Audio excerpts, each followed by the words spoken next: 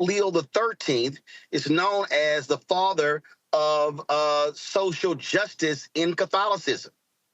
Absolutely. And that, like you say, they choose that very, very carefully because they want to send a message out by the name that they choose. And that's what he's done. He has people that I know who know him say that he is very concerned about justice, particularly the vulnerable, the disenfranchised. I think it's very key that the fact that he was just, about 3 weeks or 4 weeks ago, he gave a press conference where he talked about the purpose of the church is to build a tent that is large enough for everybody to come into it. I think the fact that Francis wanted him at his side these last 3 years, I'm telling you, I think it's also a very appropriate. I don't know about the rest of the country, but I know in Chicago, the primary group of immigrants in Chicago are Venezuelan, Haitian, and Peruvian.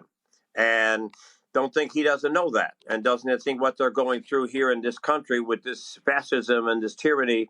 And I also think it's so important right now that he continues what Francis was trying to do at this time in America, when we're seeing these Christian nationalists and this Trump administration and the Paula Whites and the rest who are trying to hijack Christianity and redefine Jesus, meet their mean, racist, supremacist mentalities.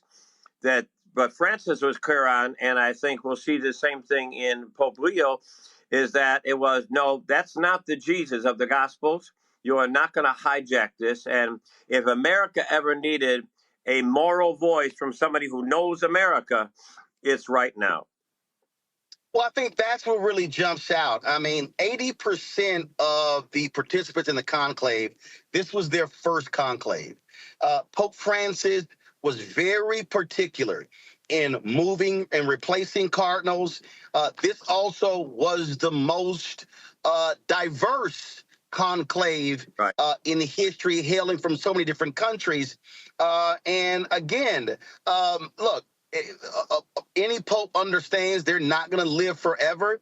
And so Pope Francis was positioning the Catholic Church for the future, and how he selected these cardinals, I think, shows in who they decided to pick. The fact that you've never had an American, there are multiple reasons